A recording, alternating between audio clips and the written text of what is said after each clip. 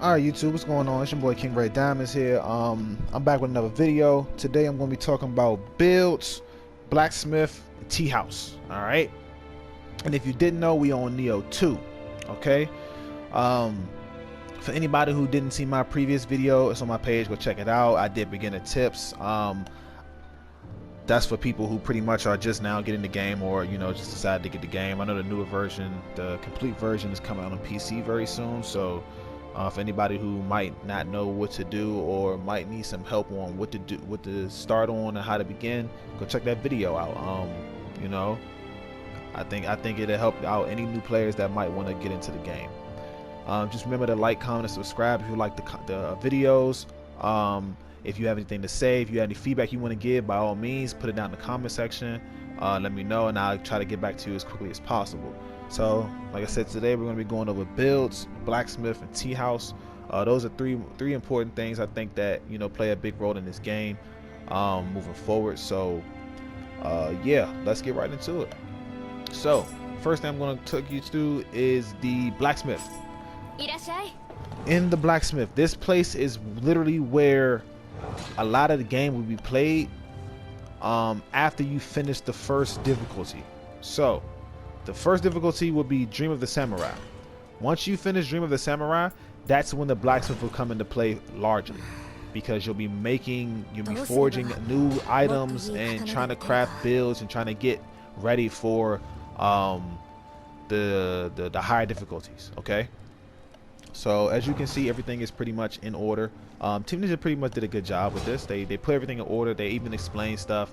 They give you tutorials and everything to go through. So I'm just gonna help you guys, understand stuff a little bit more. So buy and sell, that's pretty much self-explanatory. You can come here to sell stuff, sell equipment. You can sell weapons, gear, tea utensils, usable items. You can sell anything and you'll get money back for it. Buy stuff, like I said, you can just buy any of these items, like anything you want to get from here you can buy, no problems. Okay. Forging is where a lot of the gameplay will happen for you guys. You come here to make weapons, armors, and tools. Okay, when you go to weapons, it will give you a plethora of weapons to go through, whether you want to make a katana, dual katana, spear, axe, kusarigama, whatever. That's what all of this is.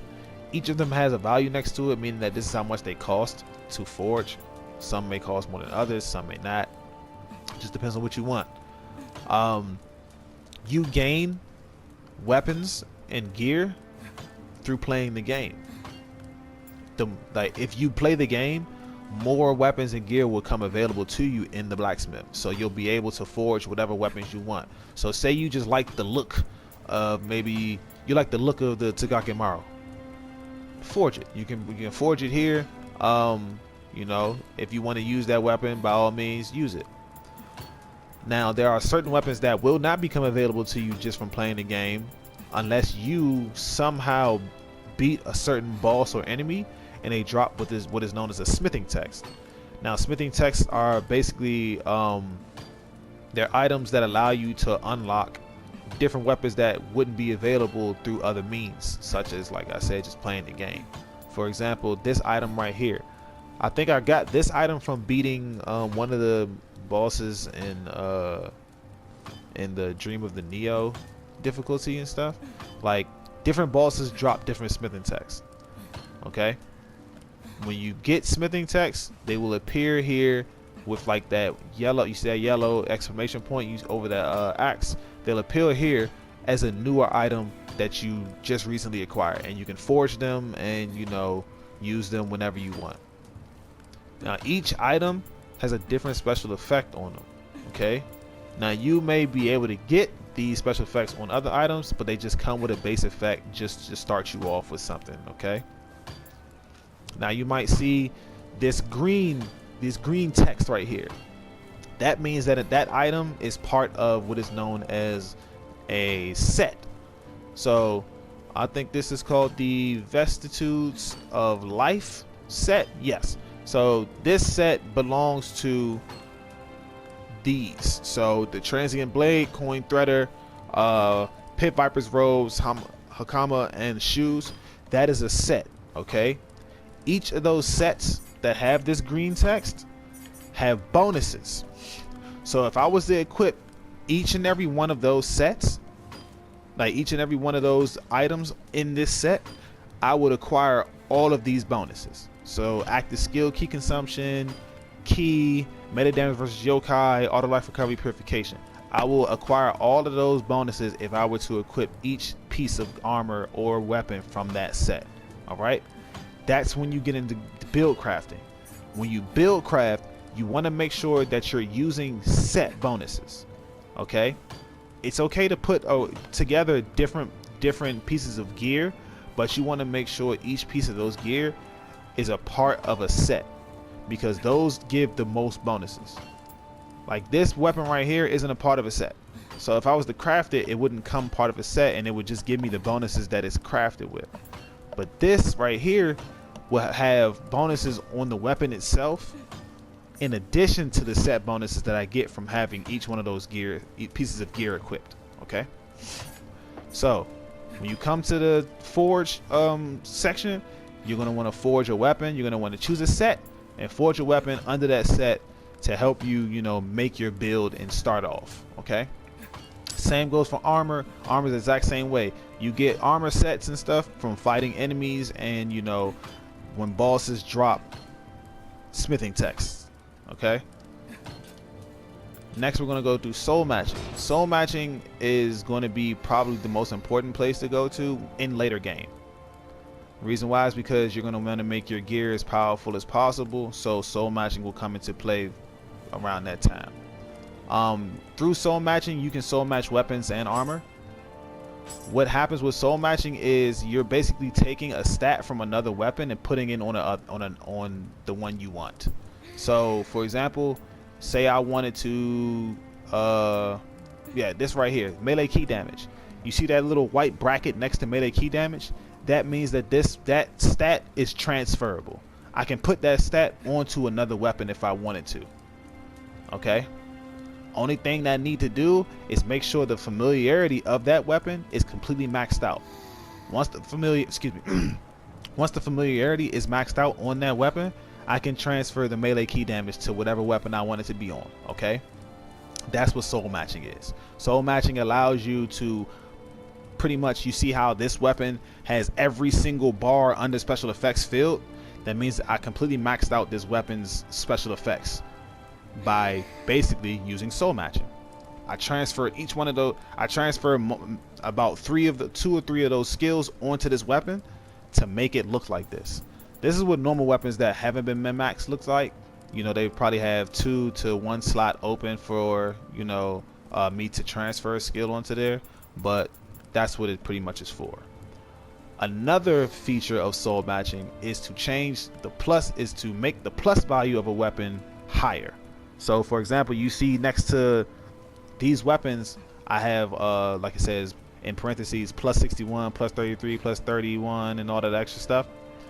Those are what's known as plus values. To increase the plus value of a weapon, you need to match it with a weapon that either has the same value or higher value than the weapon that you want to increase. Okay, if you try to match it with a weapon that has a lower value, it won't change the value of it. You'll just basically be wasting the material in a weapon. Okay, when you increase the plus value of a weapon, your weapon becomes considerably stronger. Okay, as you can see, the weapon I have on that I'm highlighting right now is level 200, plus value 61. It has 4708 as its attack power. If I go down to this one is 190 plus 33, but its attack power is considerably lower. Alright, so if you want to increase the plus value of a weapon, you have to make sure it has either the same value or higher than the weapon that you want to change. Alright, and that's, like I said, with the forging, same goes for armor. Okay, if you want to increase the plus value of a piece of armor, you have to make sure that both of the plus values line up with each other. Okay, so that's pretty much it for soul matching. Soul matching is just to make sure that pieces of gear that have the stats that you want get matched up with the gear that you want to put it on. Simple as that. Refashioning is just, you know, changing what your equipment and gear look like. That's it. It's just change. It literally just changes the the outlook of it. So right now the weapons I have on are the little gauntlets that you see on my arms, the fists. If I wanted to change how they look, I could just go here, choose whatever one I like, and change it to that. Pretty much, that's it. So, yeah. Yep, that's pretty much it. Tempering. Now, tempering is also a very important thing because you'll spend a lot of time doing this as well, especially if you want to min-max a piece of gear or weapon. Tempering uses what is known as umbrasight in order to change the special effects on gear. So, for example, right now I'm highlighting attack bonus courage. If I wanted to change attack bonus courage into anything else, all I had to do is press X, and the highlighter will come over here, and I can select any of these stats to change courage to. All right. As you can see, it has 4 different types of umbrasight: regular umbrasight, quality umbrasight, fabled umbrasight, and divine umbrasight.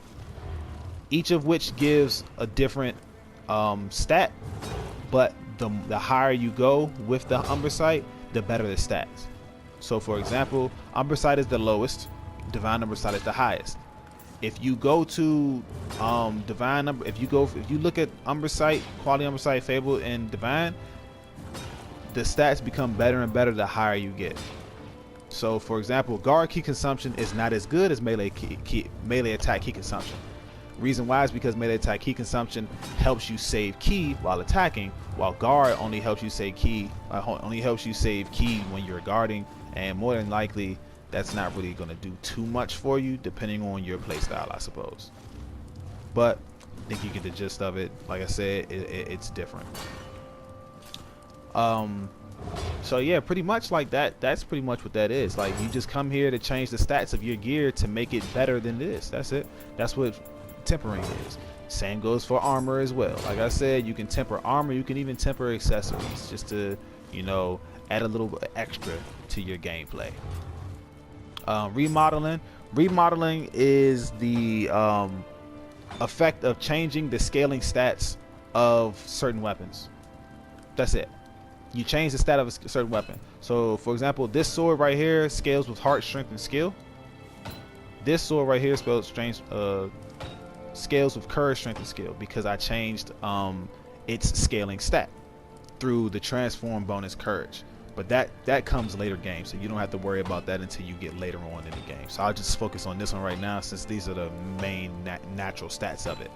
So with remodeling, you will come here, click whatever weapon, you choose whatever weapon you want to remodel, and it will give you these 4 options: standard, specialization 1, 2, and 3. Okay, each specialization corresponds to one of the stats on your weapon. So, for example, specialization 1 corresponds to heart, specialization 2 corresponds to strength, and 3 corresponds to skill. Okay, whichever stat you want your weapon to best scale with, that's the one you choose. So say I want this weapon to scale with skill, specialization 3 is my go-to. Okay, specialization 2 if I wanted to scale with strength, and so on. Now, if I want them to scale with 2 different stats, what you would do is you would go to that stat specialization. So, like, for example, heart is specialization 1. I would click triangle. When you do that, you'll see that red check mark pop up beside it because it's locked in, letting you know that, okay, you want to choose heart as one specialization. Then once you got that down, you'll go to the next one. So say you want it to be heart and skill. You press triangle on heart and you go down to skill, and you would press X to lock that in. And now boom, both heart and skill scale best with that weapon. So you can put stats into both heart and skill in order to make this weapon do a lot more damage than it would if it only had maybe just heart, or maybe just strength, or just skill. Okay, that's what remodeling does. Only thing about remodeling is the only way to remodel a weapon is that it has to have a plus value. If that weapon does not have a plus value next to it, it cannot be remodeled. So that's what takes you back to soul matching. If you want a weapon that does not have a plus value on it to have a plus value, all you need to do is soul match it with the weapon that already has a plus value on it. It does not matter what value it has. It can be a plus 50 value with a weapon that has no value, and as long as that weapon that you're soul matching it with has a value, that weapon will gain it. So then you can finally, you know, remodel that weapon to whatever you want it to be. And the last thing is the disassemble. Now disassemble is essentially something a tool that helps you clean out your inbox if you might have too much gear that you do not use, or just for you to get rid of stuff that, you know, that'll give you materials. So for example, if I was to disassemble this Master Archer's bow, it would give me 1 divine fragment that you can see on the right side of the screen. Okay, so just this disassembling this will give me a divine fragment in which I can use in the blacksmith. All right, now once you determine the gear that you don't want, or the gear that you feel as though like it's just taking up space, disassemble it, and now your inbox is cleaned out, and that's what it's for pretty much. Same goes for equipment and armor. All right, if you do need more information on the blacksmith, you see that triangle dialogue above Toyo's head, press it. It'll take you here to this screen where it says I want to know more, and it explains everything you need to know about the blacksmith.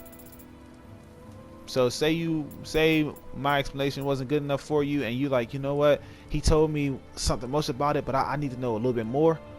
Click on about soul matching, and she'll tell you. Soul matching increases the level of your equipment. The level of base equipment is overwritten by that of the equipment used as material. The base equipment's familiarity will be set to 0. There you go. However, the equipment used as a material must be of a rarity level the same or greater than that of the base equipment. Also, the base equipment cannot have its level raised beyond a fixed range from its original level, and so it will eventually peak, meaning that you can only raise an equipment up to a certain level before it is no longer able to be raised. That's it. And like literally it has so much. Like maybe you want to know about inheritance, like I was talking about when you want to transfer a skill to another weapon, that's known as inheritance. Maybe you want to know about transfers, refashion, temper. It has literal tools for you to help you. Just read it. Reading is fundamental. Just read it. Like I said, if I'm not doing a good enough job for you, go to Toyo. She'll explain it better than I can. She works there. I don't. But yeah.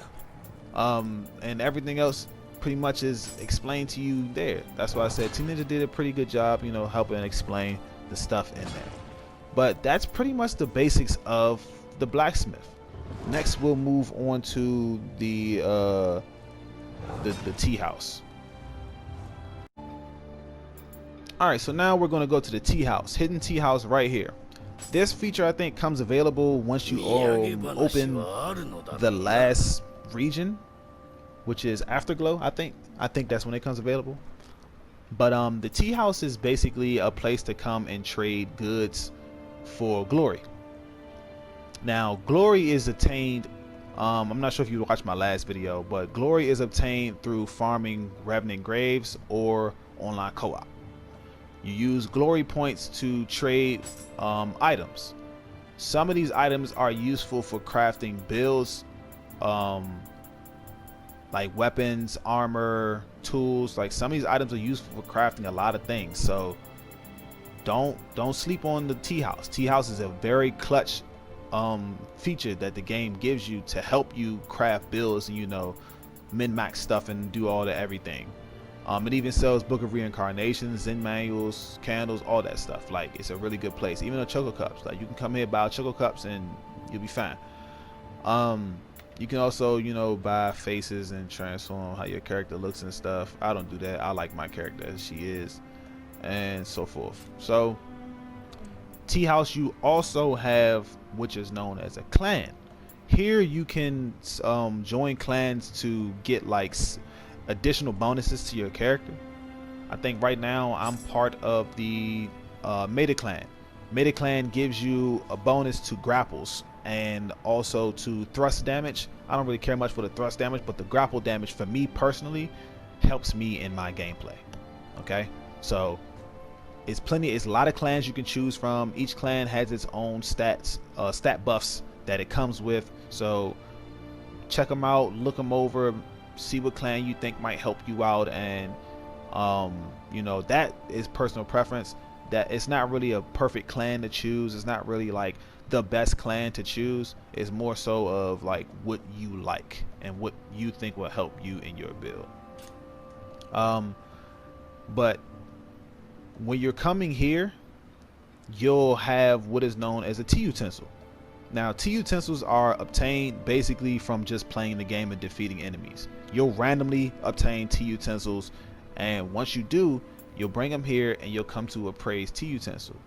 When you appraise your tea utensils, you'll give them to him, and he'll basically let you know if it's good or if it's bad. And once he does that, you'll be able to set that tea utensil up in your hut to give you like just, you know, just another couple bonuses that'll help you out here and there. Like you'll earn more money, your luck for item drops will increase, and your tea utensil drop rate will increase. So that's what that pretty much is. Other than that, I think this place is mainly used just for buying materials for build crafting. That's what I think is useful. That's what I use it for mainly. I use it for buying materials for build crafting, because I come here and maybe I'm running low on invisible cloths, or I'm running low on divine rope scraps. Like, I just come here for certain things like that. As you can see, I have 49k glory. That's from just doing co-op missions and stuff like that. But yeah, tea house isn't really too bad. I come here to, like I said, get materials for build crafting and such. So yeah, that's pretty much it.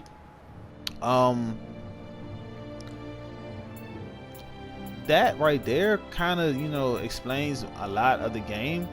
Everything else on this list is pretty much like self-explanatory. This right here, the game will tell you about the interim. The game will literally tell you about that, so I don't really need to tell you much about it. Torii Gates is literally just playing online. That's co-op. That's all it is. Torii Gate is co-op. You know what the hut is. That's pretty much your house. You go there to manage your appearance and stuff like that. We can actually go there just to show you stuff. Like, you can change your appearance. Storehouse is just where you put like extra items that maybe you want to save for later that you don't want to use yet, but you don't want it to take up space in your inventory. That's cool. Manage equipment sets. I don't really use this. The reason why I don't use this is because I feel like it's the same as builds. I don't know why they have it there. I mean, I guess it's just there for people who want to be extra, you know, like particular with their stuff, but I don't use it. Now this is where a lot of my builds are.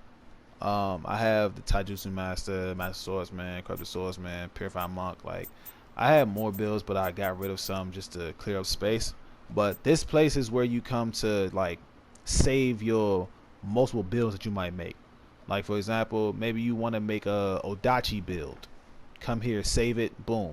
Now say you want to make a dual swordsman build. Boom, come here, save it. The way you transfer builds and change builds is by using Book of Reincarnation. Book of Reincarnation, that's why I explained in my last video how important the books of reincarnations were, because you'll use them to switch between whatever build you want. Maybe you play the game and today you don't want to use your sword and you want to use your axe. Use a Book of Reincarnation to restore your build. Boom, now you got your axe build back. That's pretty much it right there. Everything else is just like a hub for you to, you know, learn game lore and stuff like that. You can remodel your hut, visitation, all that. Here is where the tea utensils come into play though. So right now I have my tea utensil set, and the bonuses, as you see, overall tea utensil ratings, these are giving me my ratings for my luck, the money I acquire, and the tea utensil drop rate. That's pretty much what that is useful for. If you use recommended placement, which is what I use, you don't have to worry about placing your tea utensils anywhere. It'll do it for you automatically, but that is all dependent on what you're doing in the game right now. So that's, yeah. But that's pretty much it right there for, you know, build crafting and, you know, blacksmith and tea house. Most of the stuff you'll figure it out as you go. Because the game, like I said, it doesn't do a bad job of explaining stuff. Sometimes people just need a little bit more, you know, information to go off of, rather than having the game itself just tell you something and you not understand completely. But the game honestly does do a pretty good job of explaining what stuff is and what stuff does. So, you know, if you do have issues, just check it out. The game has the tutorial area. It has the setups and stuff for you to read and figure out what does what. But yeah, that'll be it for me. Thank you again for coming by. Like I said, if you like the content, please like, comment, and subscribe. I appreciate any of y'all support. If you do happen to find this video and you like it, check out my page. I'll be uploading more videos. Like I said, I'll be playing endless games. I'll play Nioh 2. I'll play Destiny, Call of Duty, whatever you want. See me play, let me know, and we'll try to make it happen. All right. So again, have a blessed day. Thank you for stopping by. I'm King Red Diamonds, and peace out.